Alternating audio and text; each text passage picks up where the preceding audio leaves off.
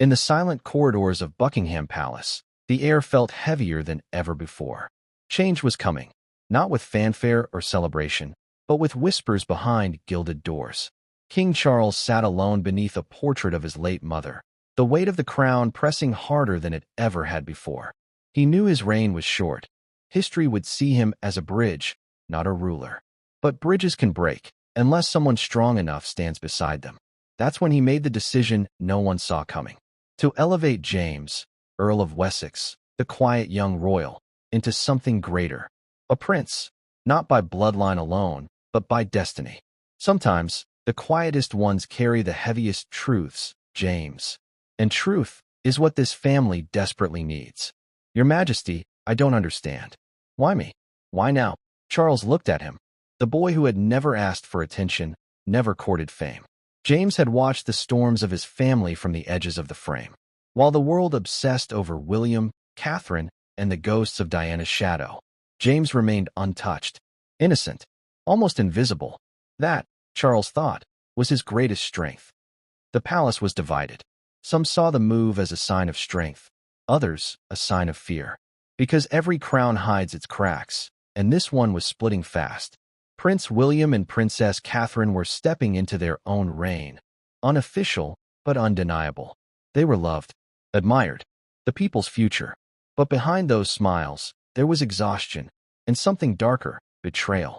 William, he's making James a prince? Without even consulting us. Dialogue, William. Let him, Kate. If this helps the transition, so be it. But something feels off. They were right to be cautious. Because behind the decision was a secret known only to Charles, a letter written decades ago by Queen Elizabeth herself. A sealed message, marked for her son's eyes only, to be opened on the 10th anniversary of her passing. Inside, her words were simple but haunting. When the time comes, trust the one who stands in silence. For he will hold the crown steady when others seek to pull it apart. Charles had read that line again and again, and each time, the face of James, Earl of Wessex, appeared in his mind. The day of the elevation arrived. The press gathered outside the palace gates, unaware of the storm brewing behind them. James stood before the throne, nervous but composed. William and Catherine watched, trying to hide their unease.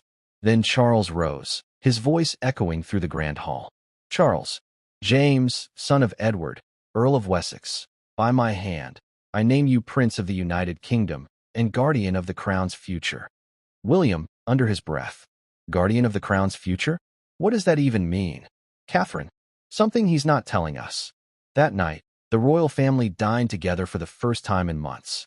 But there was no warmth, only watchful eyes and cautious words. Every gesture felt rehearsed, every toast forced.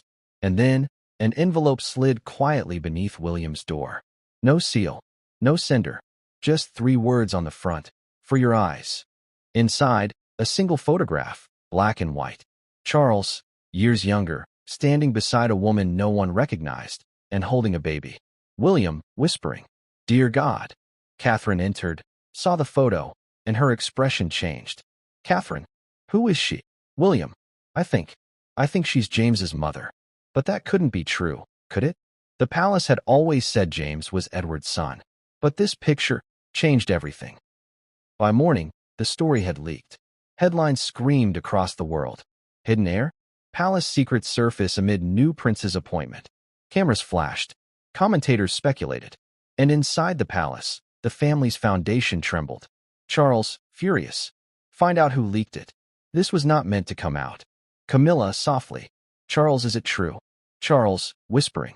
I was young, reckless, and I made a promise I couldn't keep. The truth hit like a thunderclap. James was not just a quiet, noble boy. He was Charles's secret son, born long before duty demanded silence. And now, his elevation wasn't political. It was personal. A desperate act of atonement from a king nearing the end of his reign. The revelation ripped through the palace like wildfire. William felt betrayed, not by his father's past, but by the deception. Because if James had royal blood, then his claim to the future wasn't symbolic. It was real. So that's it. You name him prince, and when you're gone, what? He takes the throne. Charles, I did what I had to do to protect this family from itself. William, you've only divided it further. James, meanwhile, wanted none of it. He hadn't asked for a title. He hadn't asked for the crown. All he wanted was peace. But in the royal world, peace is the first casualty of truth. He went to see William and Catherine late one night. The palace was asleep, except for the ghosts that never left. James, I didn't know about any of it. If I could walk away, I would. Catherine, then do it. Walk away before it destroys you. James, it's too late for that. The next morning, Charles collapsed during a private audience. The crown, it seemed, had claimed another. He survived, but barely, enough to whisper one last decree before the world found out. Charles, weakly, promise me you'll keep him safe. William, I can't promise what I don't understand. Charles, then understand this. The blood you share runs deeper than the throne. In the days that followed, the palace went dark. Curtains drawn. Statements delayed. The world waited for answers. When Charles finally reappeared, frail but standing, the nation watched in silence. He addressed them from the same balcony his mother once stood upon. Charles, voice trembling, my duty has always been to truth, even when truth demands sacrifice. Today, I ask my people to see not division, but renewal. Prince James stands not as a rival, but as my son. That confession changed everything. The monarchy, for the first time in centuries, faced its reflection, raw, human, imperfect.